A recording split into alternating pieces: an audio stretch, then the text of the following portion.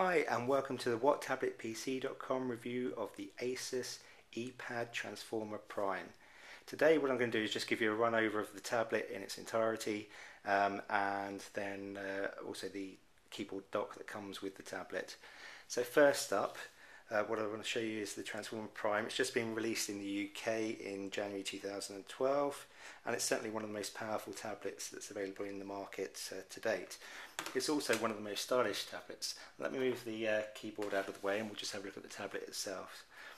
So first up, it's very thin, so you can get an idea of how thin it is, and it's certainly comparable to an iPad or to a Samsung Galaxy Tab 10.1 in the kind of thinnest tablets that are available on the market.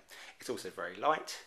Again, comparable to those kind of light tablets. So very stylish, got this kind of thick bezel around the edge here, but looks good. Now, if I run into a bit more about the actual tablet itself, now one of the key selling features of this tablet is the fact that it runs a NVidia Tegra 3 processor. Now what that means is that it's one of the most advanced processors that are available for tablets, and certainly the most powerful processor that's available on tablet at the moment. And that means that the tablet itself is very quick and to respond to taps and swipes, as you can see as I move quickly between some of the screens, but also it runs full HD video, quite capable of playing HD video and web video, particularly in flash format, and also deals with very complex 3D games, so real sort of graphical detail in those games comparable with what you would get on a PC. Now, it also runs Android 3.2 and there is a promised upgrade to Android 4 when that's available for tablets pretty soon. So that's the most advanced kind of tablet operating system from Android, the Google's operating system, and it's pretty well polished now, although there should be even further improvements coming very quickly. The screen is a 10.1 inch multi-touch Super IPS panel, and that means that it's very responsive, it's bright, vivid, and there's some great viewing angles. So even if you're looking at it from quite a wide angle, you still get some pretty decent kind of contrast. You can still look at it fairly well and view it fairly easily. It's also made of Gorilla Glass, and that means it's pretty durable and pretty robust.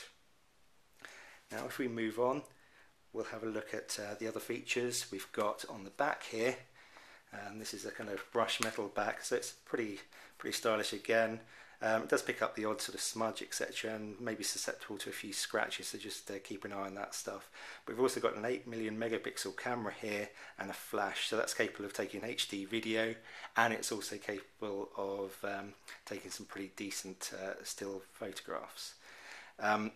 On the front here we have a 1.2 million megapixel webcam, so capable of doing video chat type stuff on Skype, and also there's quite a few other sort of options within this. So for example, it runs a Sonic Master technology for enhanced audio quality, so that should improve if you look at listening to music, etc. on it. You can see there's a kind of speaker you can just about see there, so it's a stereo speaker tablet PC. Now let me just swing this back, get it back to there. We've just jumped into a slightly different mode there, so I'll just pull that back up. What I'm also going to show you is how it reacts with the keyboard dock. So let's move the tablet out of the way. This is the keyboard dock. In the UK, you can only actually buy the tablet with the keyboard dock included. They're not sold separately. Depending on where you're looking at this from, you may be able to find the tablet separately without the keyboard dock. But this is quite a unique feature, because what it allows you to do is to slide the tablet into the keyboard dock, so it's clicked in there, it's all in, and now you have what is effectively a kind of like a netbook. So you can use the keyboard to type. We've got other kind of apps. Straight away, as soon as I've clicked the tablet into the keyboard, you've got a cursor come up and you can use this trackpad to navigate the tablet. You've also got a number of different options along the top here which allow you to do things like a key to go backwards, turn Wi-Fi on and off, change the brightness of the screen, take photos of whatever's on the screen, and other things like play buttons, forward, rewind of the music you're working on, turn sound on and off, lock the tablet, etc. So lots of different options there. You've also got a full QWERTY keyboard, and you've got things like let's have a look at, oh, and one thing actually to mention is you can still use the touchscreen, so you can still navigate in that manner. So for example, the ASUS Transformer Prime ships with Polaris Office, so you can do things like word processing using this Microsoft Office equivalent, and there's a few other bits and pieces on there that you may find useful. So it gives you more of an option for content creation and more sort of work options rather than just a kind of media consumption device that a lot of tablets are aimed at. So the actual keyboard itself, let's pop the tablet back out. So as you can see, it's pretty easy to slot back in and out of the keyboard. But if you look at the actual keyboard itself, it's pretty thin, pretty lightweight. You've got a kind of charge button here. Now, this isn't a charge socket, which allows you to charge it from the mains. The actual keyboard itself holds about 6 hours worth of charge. Now you add that onto the 12 hours that ASUS tell us the tablet itself is capable of, and you've got up to 18 hours of charge. Now that's measured on continuous video playback at an average brightness with Wi-Fi on. But and so it will depend on what you're actually doing with the tablet, but at least it gives you some more ideas of the kind of options that that this tablet gives you. You've also now got on the keyboard dock itself a full SD card slot, which allows you to easily add photos from your camera if you've got a SD card camera, or videos, etc., or store anything really on an SD card. You've also got here a USB port, so you can easily add peripherals or a USB stick if you want to get files on and off the tablet that way. Of course, it requires the tablet to be docked when you're doing these things to actually get it onto the tablet, but it's another option, and certainly not many other tablets offer that kind of functionality. So that's the keyboard dock. Let's have a quick look again back at the tablet itself. So as we talked about earlier, it runs Android 3.2, so it's a pretty advanced operating system on that basis.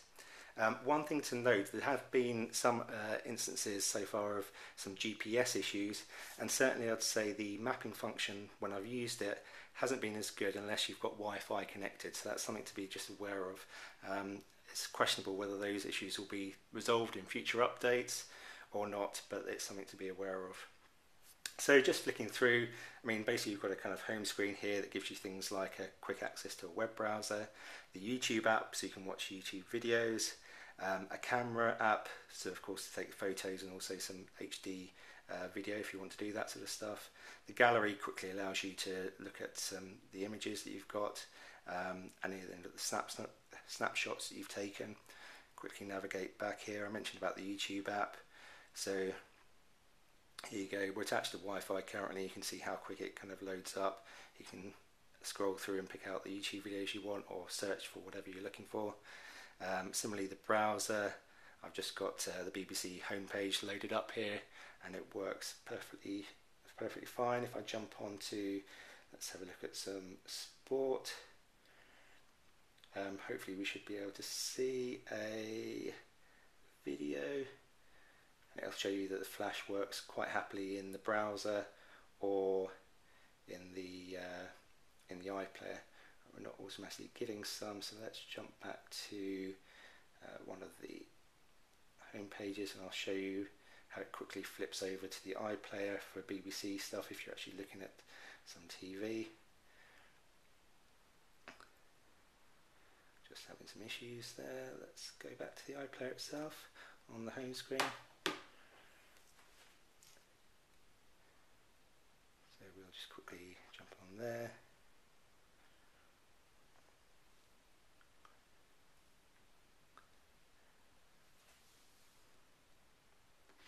So as you can see, it's quite happily playing stuff here. I've got the volume just turned down at the moment, just so that I could get this review done quickly without any interruptions. But it's quite happily working, and like I say, the quality of the processor supports this.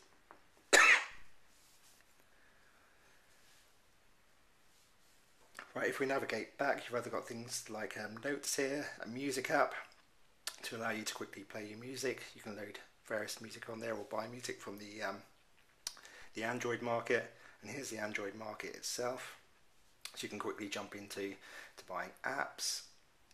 or if you want, or books or movies, basically whatever you want. It's pretty straightforward to find what you're looking for, and you can search for what you want to buy. And if we run back here, you've also then got mail set up. I've just quickly set up a dummy mail here, but you can see that's pretty straightforward. Also, this is a kind of feature that ASUS have added themselves, which is My Zine, which gives you quick access to some of your key content. And if you've been looking at anything recently like music or websites, it will give you access to those, and also parade through your images that you've already taken with the tablet or you've loaded on. Other bits of software included are things like Polaris Office, as I've mentioned, which is a Microsoft Office equivalent. You've got My Library, which is a e-reader book app. We'll look at these in a bit more detail in other videos. You've got various other things. You've got a cloud service which allows you to upload content to the cloud and then review it whenever you're in location near a Wi-Fi signal, which means you've got a bit more option in terms of storage rather than keeping everything on the tablet. There's mapping and other kind of options like file manager, and you can quickly change the settings, etc. from this screen. Now, I'm not going to go into too much detail more than that on this video, but hopefully that gives you a good overview of what the ASUS Transformer Prime is capable of, and we'll look a bit more detail in future videos. That's it for this video from whattabletpc.com. If you want to learn more about the ASUS Transformer Prime and other tablet PCs available now, plus get some buying advice, then sign up to our email list at whattabletpc.com, and you'll get updates as and when they become available.